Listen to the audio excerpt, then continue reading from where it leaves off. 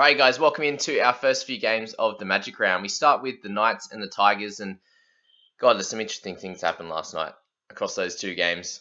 Thankfully, my boy Dewey moves to the centres and has a really good game, gets a couple of tries. Obviously the Tigers played well, he gets some goal kicks, and just shows his class. I heard Madge after the game in the press conference talking about sort of his reasons for moving him there, and they wanted to unlock his running game a little bit more.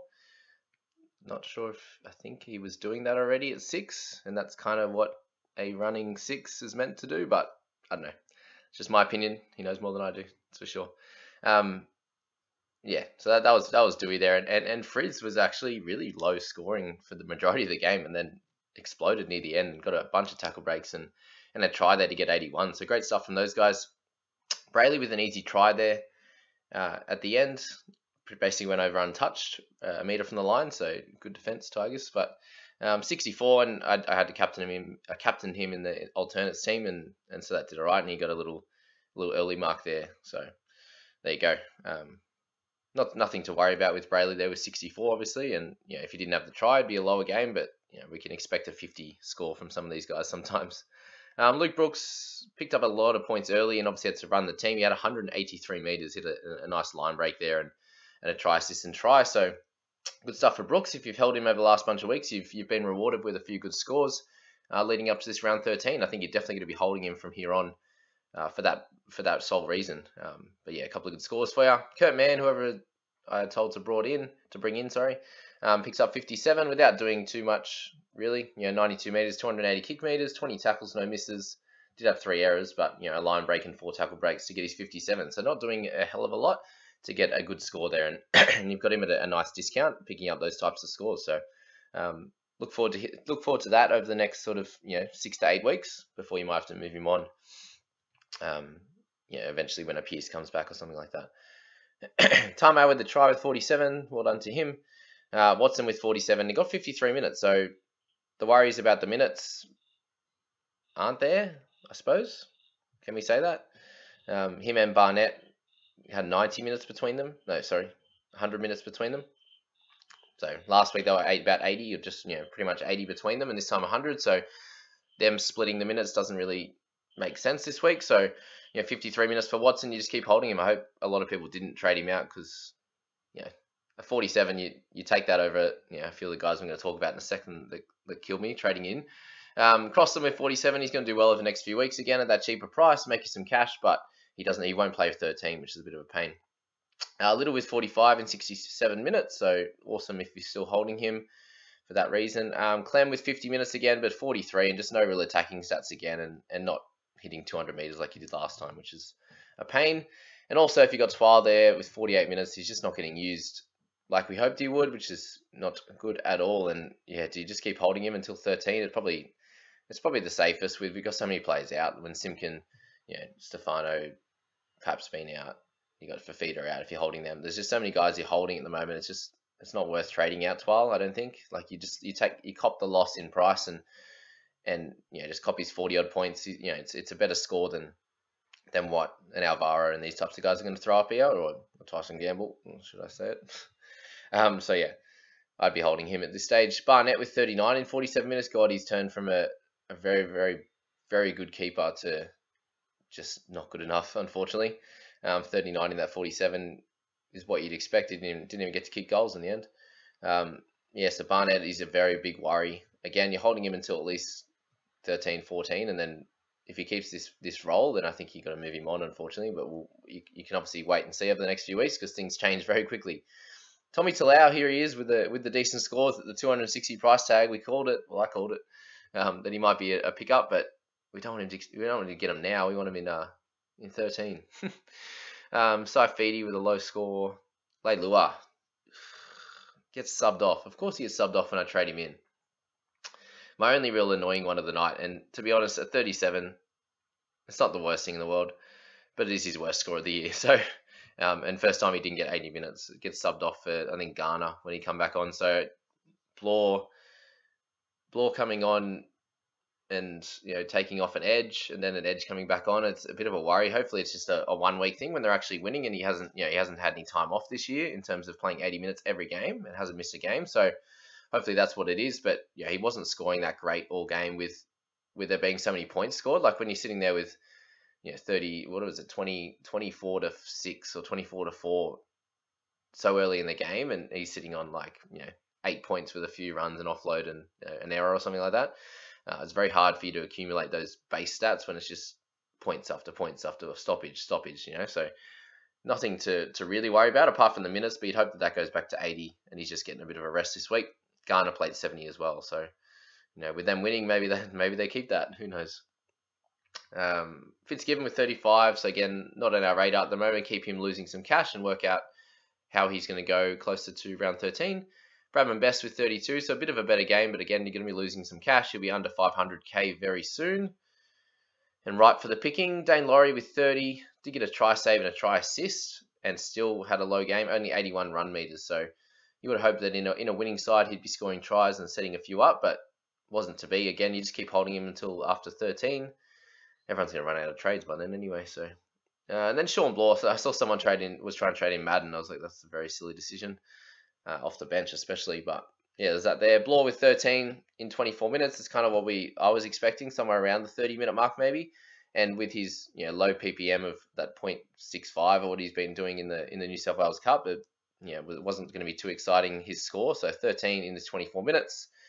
Yeah, doubt he's going to be making much cash anytime soon unless his role increases and he ends up getting a starting spot or something like that. But he didn't show anything last night to see that he's a out-and-out superstar at this stage, and I think it's just good to get him back in the team and work it out from there. So that's our first game. It was obviously nice to see the Tigers win, but God, without Ponga, these guys really, really struggle. They could be a bottom sort of 5 or 6 side. To worry, that's for sure. Obviously, with Pearce being out for so long, it's like, well, when does he come back? When do they get help? Eagles and Broncos. Wow. Okay, 50-6. Nice game if you're a DCE and Trbojevic and Schuster fan. That's for sure.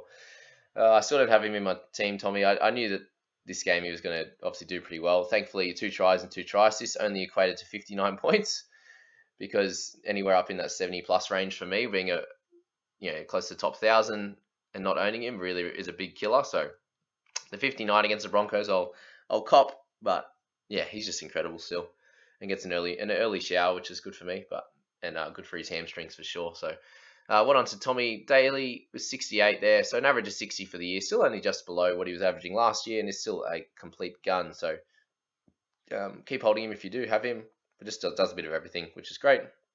Schuster with 57. With a try and a try assist, 6 tackle breaks, so didn't have to tackle too much, obviously, with them winning.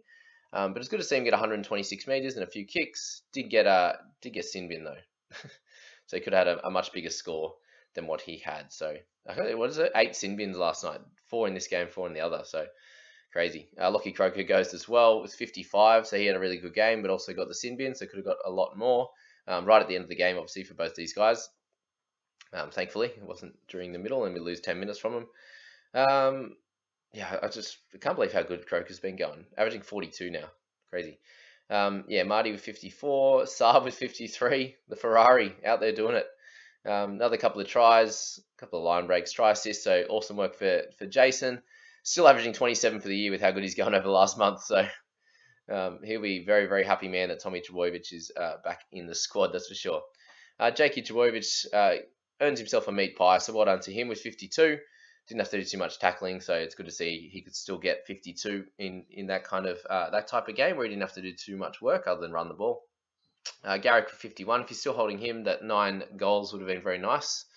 Herbie Farnworth with 50, and is he a keeper? I think you can probably say he is. Even if you can get 50 in a well-beaten side and have 4 missed tackles, I think you are definitely keeper level status. So for him, he's an interesting option coming into round 13 with the centre and the wing fullback dual position.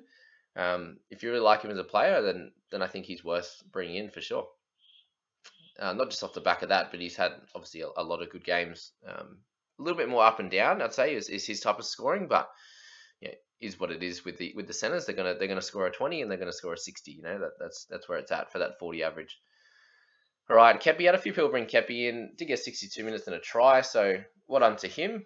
Obviously, that try would help him in general, and you're not going to expect that every week. So I'd personally be expecting scores around the 30 mark. There's a reason why he's down 24k. So think about that if you're looking at him as a cash cow. Matt Lodge was sort of the only forward that went pretty well in his time on the park in 50 minutes, so 45 points. He was over 50 before update, so that's that. And he's doing pretty well. Got Payne Haas there with 41, so good if you don't own him, not so good if you do.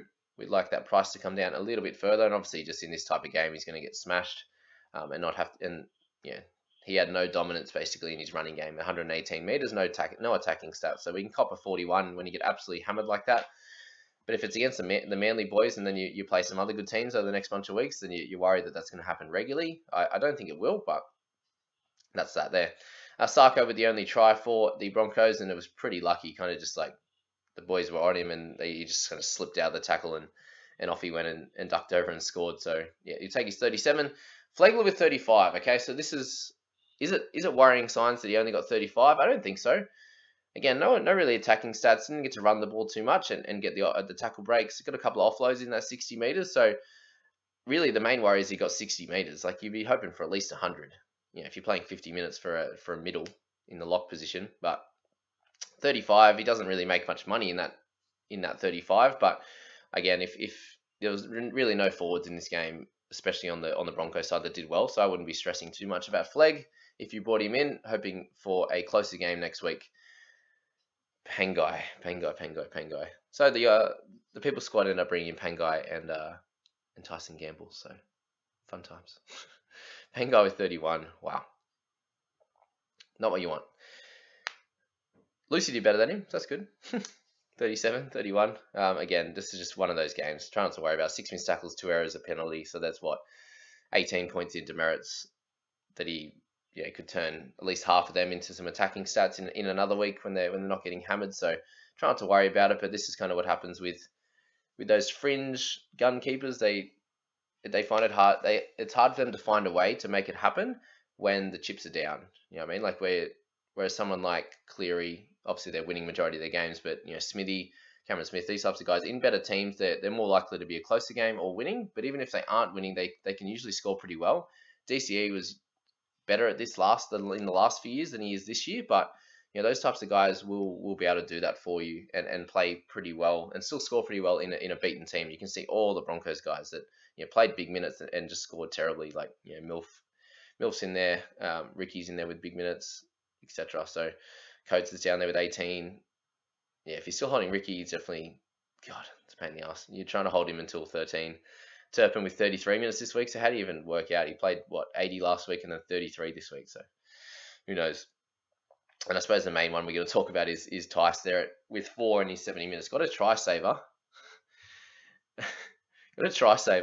20 tackles. So he's on 25 at this point. And he ends up on 4. Holy shit.